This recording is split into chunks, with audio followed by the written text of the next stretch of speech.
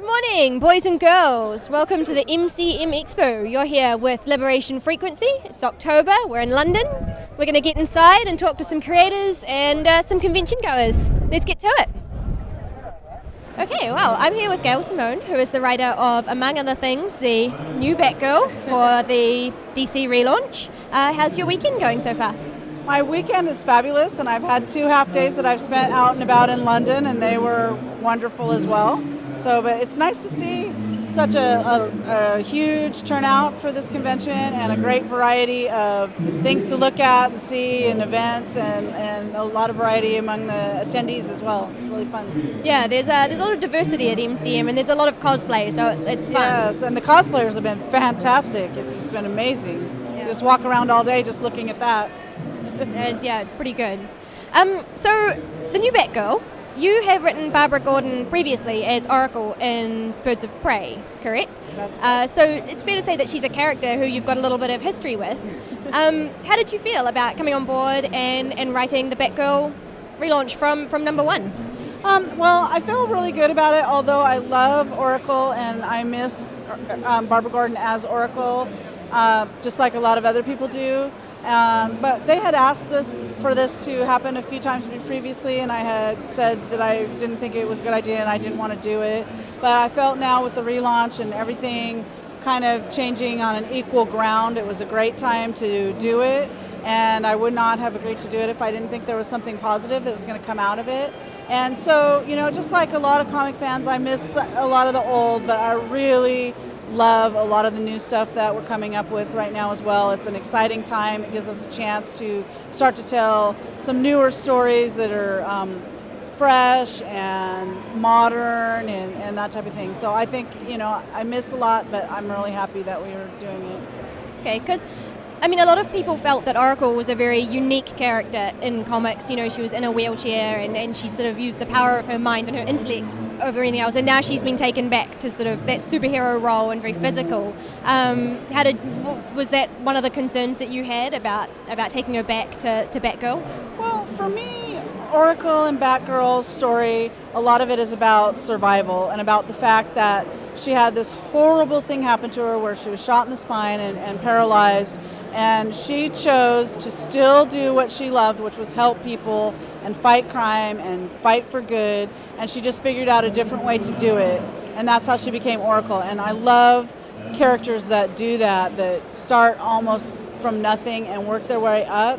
And with the new version of Batgirl, she's still, she's not perfect. She doesn't have a lot of power. She's just starting out. She's got some obstacles she's got to fight through, and we'll see as this goes on, and how she builds her own character as a young woman moving forward. And I think that she still has all the characteristics that we love about Barbara Gordon. She's still the smartest character in the Batverse, basically. She's still, going to fight for the right and wants to help people and has this incredible heart and memory and willingness to do what it takes, no matter what the diversity is. And as we see in the first couple issues, she has some serious effects left behind from what happened to her, and that it's not like she's magically out of the wheelchair and magically fixed through comic book voodoo. We're going to see how this happens as time goes on, and I'm actually pretty excited to see how the readers respond to that as well. And I think that one thing that DC's doing that's coming out of this that's a positive thing as well is that it's giving us a chance to create more characters with disabilities and see that they can have a following and they can be important, and not all great characters have to look and act the same. Okay, cool. Just to switch gears a little bit, there's not a lot of women in the comics industry. There's a disproportionate number of men. How do you feel writing as a woman, writing for comics? And why do you think there's not as many female writers as there are male writers? I think, history is part of it. It's been dominated by a lot of male creators in the past, but it's certainly changing. In the last 7 years that I've been attending conventions, the attendees, it's completely flipped. The audience doesn't look the same as it did 7 years ago at all. And I'm very excited about that. That means we're going to get more female creators and more diversity as time goes on as well. I feel great about it because this is my dream job, to be honest. Not to be one of the few mainstream superhero female writers, but to be actually writing for a living and that type of thing. So I feel great about that, and I feel great about the future and the direction that we're going, and that the quality of the writing, whether it's by a male, female, whatever, is just so high right now, and I really love that, and I'd love to see more people with different perspectives coming into the industry as well. Okay, and would you have any advice for young writers, people who are wanting to break in, get into writing comics? My main advice that I give aspiring writers is to make sure that you figure out what it is that you as a writer have to offer that no other writer has, so that will help you find your own voice and bring your convictions with you when you come into the industry. So keep your perspective once you figure out what that is. And you just have to write. You have to write all the time. You have to let people see it. That can be a very scary thing, but that's the big hump. And then the more of that you do, there's more ways to break in the industry now than there's ever been. So that's another reason why we're getting a more diverse creatorship as well. The internet has made a big difference there. That's such a great venue for putting your writing out there. Well, not only that, but we have commentators that are very diverse right now as well, and just the whole thing. And I think it really has affected the attendance at the conventions in terms of it's not a strictly all-male audience anymore, or the few females that you see are drugged there by their boyfriends and husbands.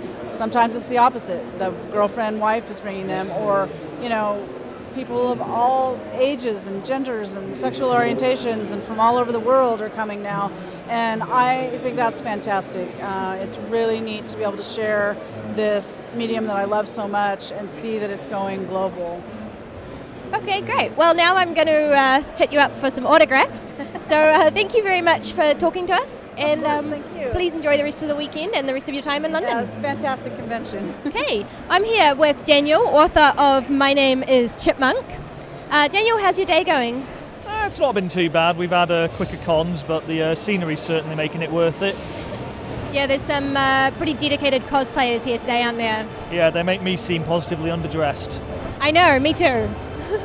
Anyway, so what can you tell us about My Name is Chipmunk? Well, I basically wrote My Name is Chipmunk about 4 years ago when I started working at the most boring job imaginable, which is admin for a pension company. So I started writing the comic as a way of staying sane, and long story short, I met an artist through eBay, and we just decided we both wanted to do a comic book that was a bit less serious than what you get nowadays. So we just did something that was funny, sexy, action-packed, and the rest is history, as they say. Okay, and so we've got 4 issues here, single issues, and then the trade paperback as well. Yep. And is it a continuing story? It's gonna keep going? I do it like the series of mini-series methods, because the artist has a day job, same as myself. We never know quite when we're going to get another story done, so I kind of wrote a 4-issue series with potential to carry on if people like it. So we'll see where we go from there. I mean, it's a fully self-contained story, but the sky's the limit if we want to continue it. Okay, and just in brief, what is the story about? It's just about a sort of B-C-list superheroine who doesn't quite get the respect she deserves in her hometown, but is the only superhero there is, so the town's kind of puts up with her. But then they unearth an old Golden Age superheroine who starts stealing all the glory, but gradually starts showing that because not all Golden Age heroes were quite goofy and charming, some of them were downright psychotic, they turn out to have got one of those, and general hilarity, fighting, and property damage ensues. Fantastic. Okay, I've got a quick sort of nerdy question for you. Okay. Which do you think is more likely, a hostile alien invasion of Earth or Rise of the Machines, a la The Matrix? I'd probably go with aliens, because having worked with computers for 4 years, I wouldn't trust them to be able to take over Belgium, let alone the planet. Okay, good answer. Fantastic. Well, enjoy the rest of the weekend and all the best, and I'm very much looking forward to reading the first issue of My Name is Chipmunk. Thank you very much. Good stuff. Cheers. Okay, I'm here with Joseph, author of 3 Tales. Joseph, how's your weekend going? It's going well. It's very busy. I'm original from Venezuela, but we come from Barcelona. This is my books translate to English.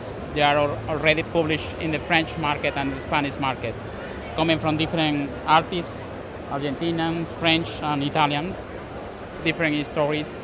I have this one, is a recompilation of all the 3 short stories based in the comic books. Okay, fantastic. And okay, so what genre would you put these stories in? What are they about? Well, that 3 completely different stories. One is a dragon, Roman times story, it's a fantasy.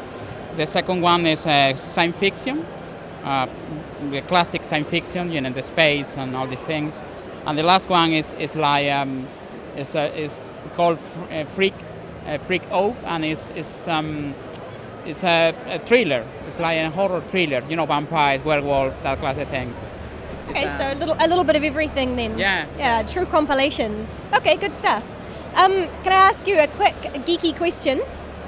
What do you think is more likely, a hostile alien invasion of Earth, or rise of the machines, the computers rise up against us?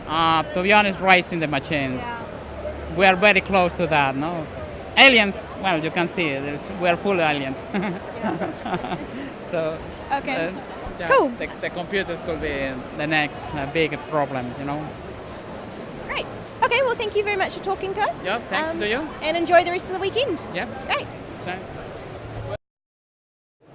Hi, so I'm here with Edward Ross, author of Filmish. How's your weekend going, Edward? Yeah, really good so far. It's been really busy and been making some good sales, meeting some interesting people as well, and looking at all the cosplay stuff's really cool. Yeah, there's some pretty crazy costumes here today. We've seen some interesting stuff. Yeah.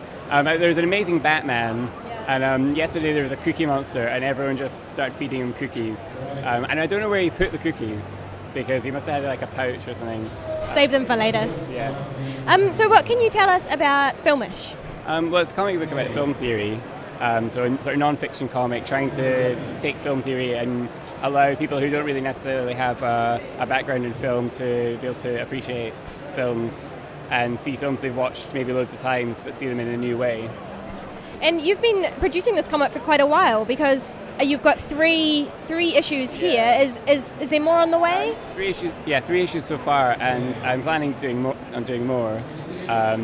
But I've kind of stalled for now. Sort of life takes over. I'm currently actually doing comics about malaria for a science charity. So I've kind of taken a bit of a detour in the meantime, but I'm going to go back to film as soon as I can. Okay, good stuff. Well, I'm going to let you go so you can talk to other people and fans. But thanks for talking to us, and have a great weekend. Yeah, thank you. Cheers.